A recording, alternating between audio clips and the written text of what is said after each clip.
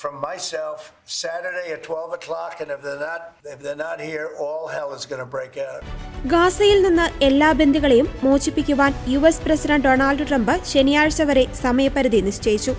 അല്ലാത്തപക്ഷം വീണ്ടും ആക്രമണം തുടങ്ങുമെന്നും ഇസ്രായേൽ ഹമാസ് വെടിനിർത്തൽ റദ്ദാക്കുവാൻ ആഹ്വാനം ചെയ്യുമെന്നും ട്രംപ് മുന്നറിയിപ്പ് നൽകി. ജനുവരി 19 പ്രാബല്യത്തിൽ വന്ന 6 ആഴ്ചത്തെ വെടിനിർത്തൽ കരാറിലെ വീഴ്ചകൾ ചൂണ്ടിക്കാട്ടി ബന്ദികളെ കൈമാറില്ലെന്ന് ഹമാസ് ഭീഷണിപ്പെടുത്തിയിരുന്നു. ഇതോടെയാണ് മധ്യപൂർവ്വ ദേശീയ വിഷയത്തിൽ യുഎസ് പ്രസിഡന്റ് വീണ്ടും ഇടപെട്ടത്. ഹമാസിന്റെ നീക്കത്തെ ഭയാനകമെന്നാണ് ട്രംപ് വിശേഷിപ്പിച്ചത്. വെടിനിർത്തലിന് ശേഷം എന്ത് ചെയ്യണമെന്ന് ഇസ്രായേൽ തീരുമാനിക്കട്ടെയെന്നും ട്രംപ് പറഞ്ഞു. ശേഷിക്കുന്ന എല്ലാ ബന്ദികളെയും മോചിപ്പിക്കണം. നമുക്കവരെയെല്ലാം തിരികെ വേണം. ഞാൻ പറയുന്നത് എന്റെ കാര്യമാണ്. ഇസ്രായേലിന് വേണ്ടത് ചെയ്യാം.